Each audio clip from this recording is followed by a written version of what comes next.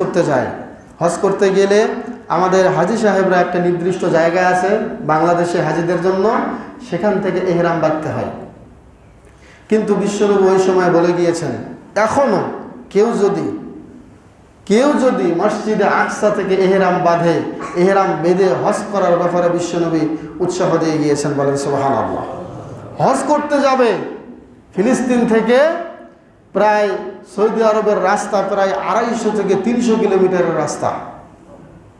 ওই সময় অনেক সাহাবী এই মসজিদে আকসা থেকে এহরাম বাঁধত এবং হজ করতো মক্কাতে গিয়া। সুবহানাল্লাহ, কত গুরুত্বপূর্ণ একটা মসজিদ। বিশ্বনবী বলেছেন, শোনো, মান আহাল্লা বিউমরা মিন বাইতিল মুকদ্দাস গুফিরা লাহু মা তাকদ্দামা মিন যামবিহি।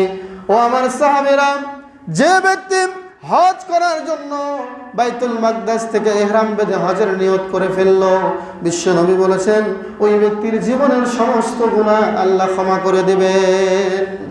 এটাও একটি গুরুত্ব বহন করে যে অবশ্যই এই মসজিদটি এমন একটি মসজিদ যেই মসজিদের ব্যাপারে বিশ্বনবী এই কথা বলেছেন। দেখেন, একটা পবিত্র ভূমি মসজিদে আকসা, আর একটা পবিত্র ভূমি হচ্ছে বাইতুল্লাহ, মসজিদে হারামের জায়গা, মক্কা নগরী।